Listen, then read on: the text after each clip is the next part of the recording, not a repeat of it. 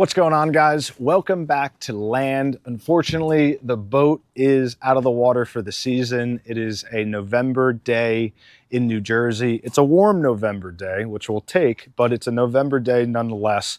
But it gives us a great opportunity to talk about the anchor. And so we've already released a video of when you're on the water, what are the 4 steps you need to appropriately set your anchor. Today, we're going to talk about how an anchor works and how it holds to the bottom. So the first part of that equation is to talk about the type of anchor that you have.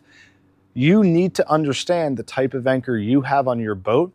That anchor has a specific purpose in terms of the type of seafloor that it's going to stick best in. So there's different types of anchors for mud, sand, being out on a coastal reef. If you're going to anchor in rocks, there's different types of anchors for different types of conditions. So it's really important that you understand what you have.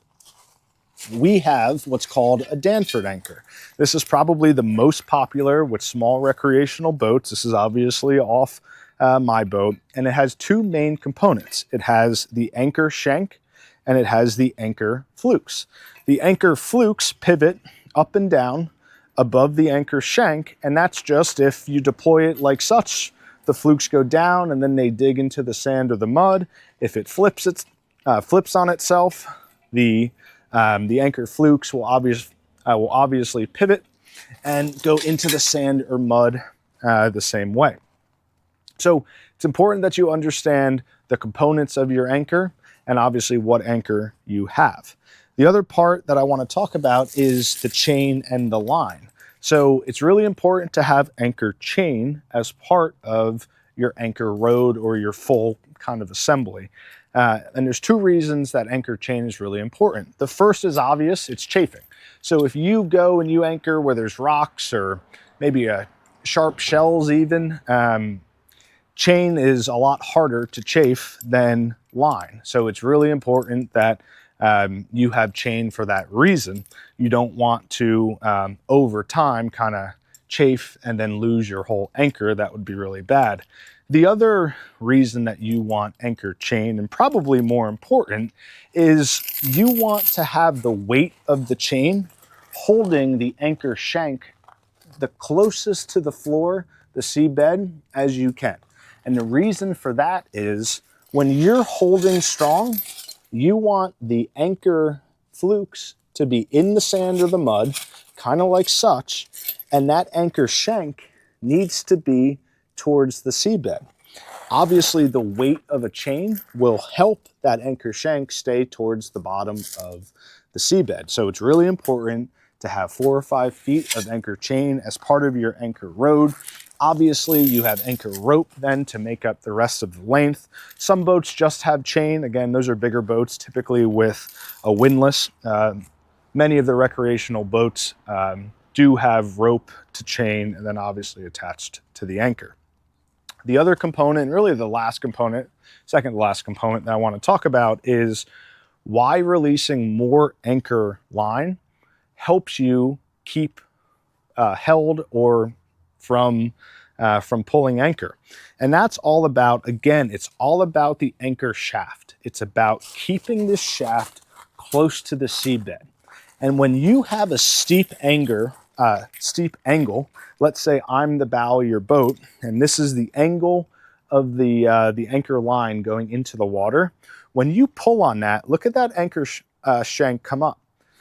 That's going to pull the anchor flukes up out of the mud or the sand, and you're going to start to drag.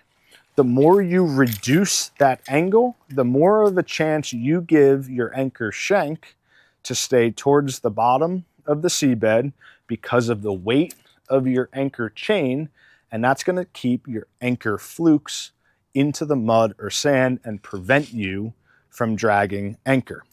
The stronger the wind, the more line you want to let out, thus further reducing your angle of line into the water.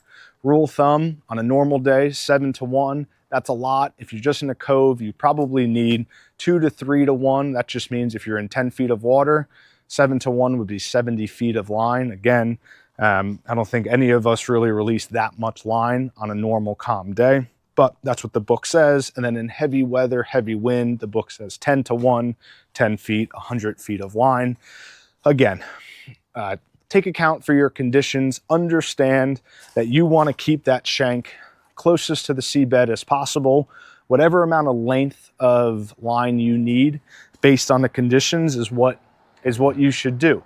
Obviously, if you go and you drag, when you reset, let more line out, give that shank a little bit more of an opportunity to stay towards the bottom and not drag.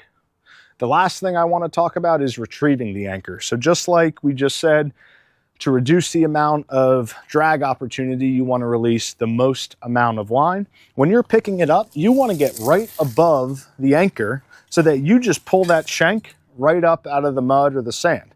You don't want to have to try to pull it up with a little bit of a angle, come right up on it and then pull it straight up. That's going to pull the shank straight up. The flukes will follow, and then you'll be able to retrieve it nice and easy. It'll get tough if you just try to pull it in, kind of Superman it in. Again, I've been there, I've tried it. It's not easy. So get up right on it, pull it straight up, and you'll be good to go. So it's really important that you understand how an anchor works, not just how to deploy your anchor. Hope you learned something. Thanks for watching.